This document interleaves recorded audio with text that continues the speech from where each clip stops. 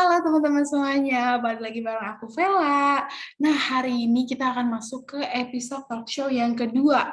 Masih tetap sama dengan Kamaria yang ada di sebelah kiri aku sekarang ini. Jadi kalau kemarin aku di episode talk show yang pertama aku udah bahas tentang siapa aja sih artis-artis yang mengikuti tren slow fashion ini gitu kan. Nah, sekarang aku mau bahas tentang slow fashion. Dari slow fashion bisa jadi cuan. Wah, menarik banget kan tema kita hari ini. Jadi FYI guys, Kamaria ini selain pendukung slow fashion, beliau juga merupakan seorang businesswoman dari tren slow fashion ini loh. Gimana? Bener kan Kamaria? Halo semuanya, bener banget. Dan BTW, semoga kalian nggak bosen ya ketemu aku lagi di talk show Gak kali bakal ini. bosen Kak, tentunya pasti gak bakal bosen karena kita excited banget ya untuk dengar cerita dari Kak Maria. Oke, mantep banget kan guys, dari awalnya cuma mendukung tren slow fashion, sekarang bisa mempunyai bisnis dari tren tersebut. Nah, boleh dong Kak Maria diceritain ke teman-teman semuanya di sini, gimana sih awal mulanya kakak memulai bisnis ini? Bisnis ini tuh dimulai di saat aku tuh bikin ini di umur 19 ya, pas awal Januari 2021. Jadi awal tahun ini. Jadi pertama tuh kayak mikir kan kayak apa ya, aku tuh harus ngelakuin apa ya di umur aku yang segini gitu. Terus tuh aku kayak muter otak kayak gimana ya yang cocok untuk kayak minat dan bakat aku gitu kan. Aku kayak mikir-mikir. Terus akhirnya aku tuh kayak ngelihat lagi nih, kayak aku kan tertarik banget sama dunia fashion kan. Terus juga memang aku merupakan salah satu orang yang memang mempunyai tren konsumsi yang berkelanjutan. Jadi kayak aku tuh langsung mikir kayak apa gue buka usaha thrift aja ya gitu kan. Jadi kayak di situ aku kayak langsung oke, gue buka usaha thrift. Jadi kayak memang eh, apa ya namanya, memang aku tuh alasan aku buka thrift itu pertama karena memang aku pengen cari sesuatu di umur aku yang segini. Terus juga kayak kedua aku memang mau juga ikut berkontribusi lah dalam pelestarian bumi ini gitu Kak Vela. Oke, mantep banget ya. Jadi, Thrifty Minutes ini merupakan bisnis thrifting gitu ya, Kak ya? Kalau boleh tahu nih Kak, kenapa sih milih nama Thrifty Minutes dan kira-kira produk-produk Kakak ini apa aja sih?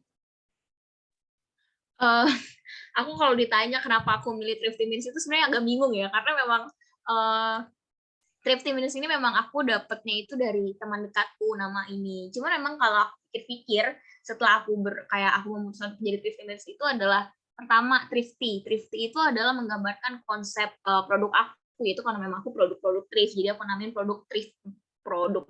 Aku namain sebagai thrifty. Nah, tapi kalau minutes itu adalah yang tadi aku bilang, aku tuh memang berpikir kayak mau buka usaha tuh kayak nggak kayak panjang-panjang gitu loh, nggak kayak berpikir panjang. Jadi kayak beberapa menit tuh aku langsung mau kayak oke, gue mau buka usaha thrift gitu. Jadi kayak ibaratnya usaha thrifting yang dibuka, yang dipikirkan oleh seseorang dengan waktu yang singkat lah gitu. Gitu Kak Oke. Vela. Terus juga kalau produk yang aku buka, produk yang aku jual itu adalah produk-produk pakaian bekas yang memang berbahan dasar rajut. Terus kayak ada sweater, bisa kayak ada cardigan, outer, dan lain-lain. Dan tapi aku memang secara khusus lebih menjual rompi, yaitu knit vest. Kalau kakak tahu, memang knit vest itu memang lagi sekarang jadi tren orang-orang nih, lagi pada cari namanya rompi rajut. Gitu, Kak Vela. Oke, wah berarti yang kakak jual dari Thrifty Minutes ini kekinian banget ya. Jadi, tapi apa sih kak yang sebenarnya mempengaruhi kakak nih untuk bikin bisnis thrifting ini? Karena kan kalau misalkan dilihat masih banyak nih bisnis-bisnis lain kayak misalkan dalam dunia kuliner atau dalam dunia makeup. Kenapa sih kakak akhirnya memutuskan untuk oke, gue mau bikin bisnis thrifting gitu? Oke, kalau dibilang tuh kayak seperti yang tadi aku bilang ya, memang aku kan merupakan salah satu pendukung dari gerakan slow fashion. Memang aku suka banget sama yang namanya tren ini gitu loh, karena uh, apa ya? Kalau kata Emma Watson itu kita tuh mempunyai apa ya? Kita tuh mempunyai kekuatan dalam membeli sesuatu gitu loh. Jadi kayak ibaratnya kalau lu mau beli sesuatu tuh harus berpikir cerdas gitu loh. Jadi kayak melalui thrifting ini tuh aku kayak pengen ini loh, maksudnya kayak pengen ngasih tahu gitu loh ke konsumen bahwa yuk kita sama-sama cerdas dalam memilih suatu produk. Dan ini jadi kayak slow fashion ini, melalui thrifting itu aku kayak pengen beli aja nih baju-baju yang maksudnya baju-baju yang berkualitas tapi tetap ibaratnya tetap harganya tuh terjangkau, bahkan lebih murah dari harga-harga e-commerce lainnya.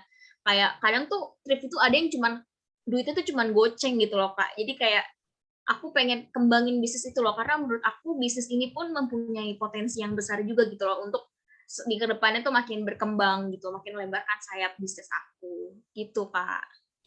Oke, keren banget ya teman-teman semua ceritanya Kak Maria ini, aduh sangat amat inspiratif gitu ya. Kalau boleh tahu nih Kak, aku juga masih pengen korek-korek terus tentang Thrifty Minutes.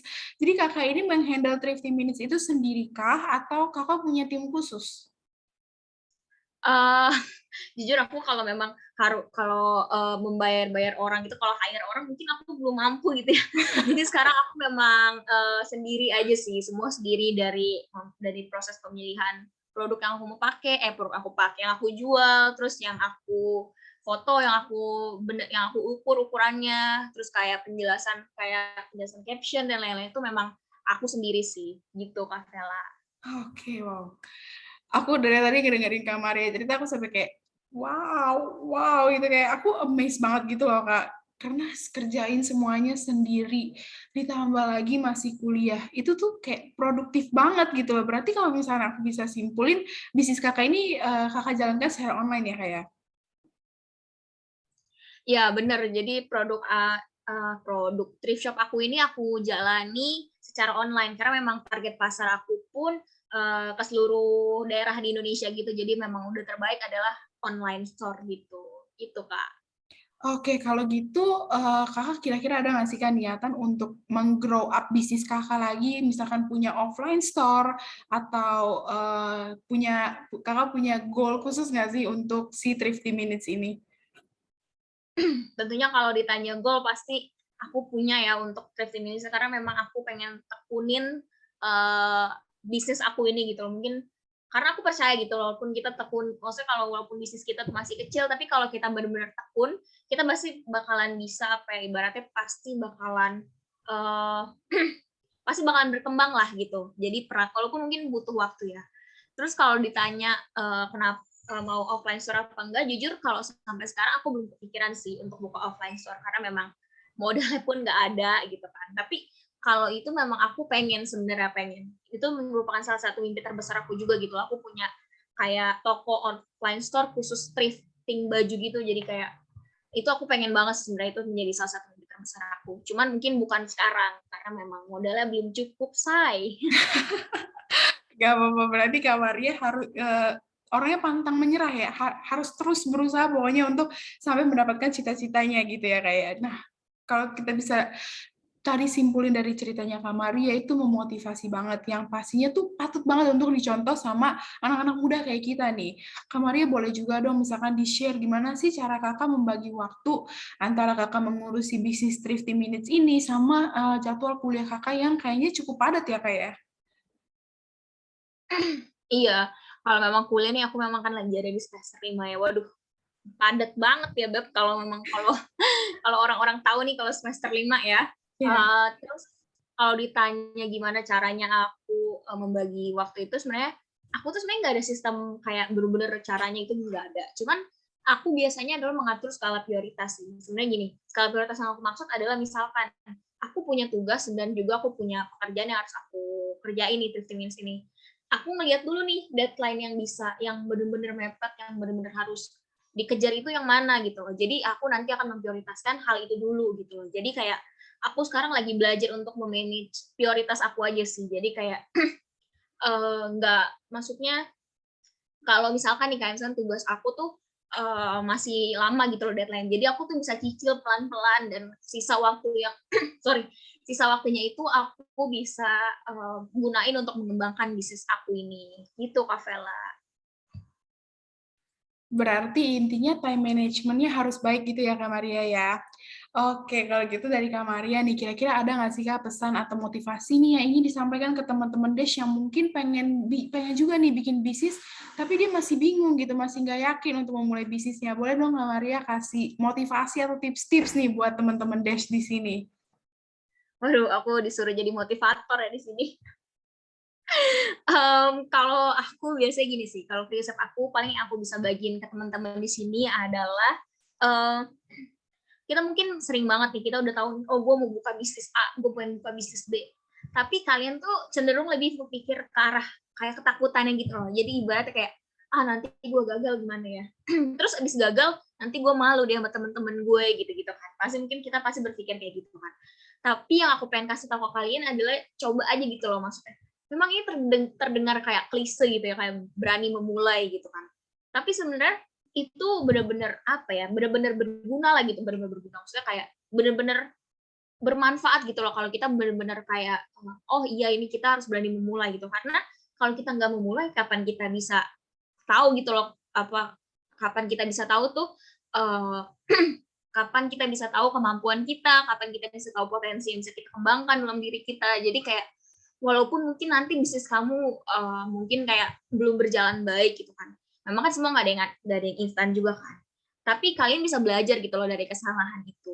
Dulu aku pun pernah kok, Kak Vela, dulu aku pernah buka bisnis dan itu aku udah bener-bener usaha kerja itu bener-bener kagak ada yang nggak ada yang beli sama sekali. Dan aku ya ampun susah banget ya bisnis tuh ternyata gitu kan. Memang tapi di situ sih aku belajar dari kesalahan-kesalahan yang sebelumnya itu aku udah lakuin gitu, dan akhirnya aku pelajarin, aku kembangin di bisnis ini gitu. Dan puji Tuhan memang bisnis ini perlahan-lahan banyak, maksudnya udah stabil lah gitu pendapatannya gitu, Kak Vela.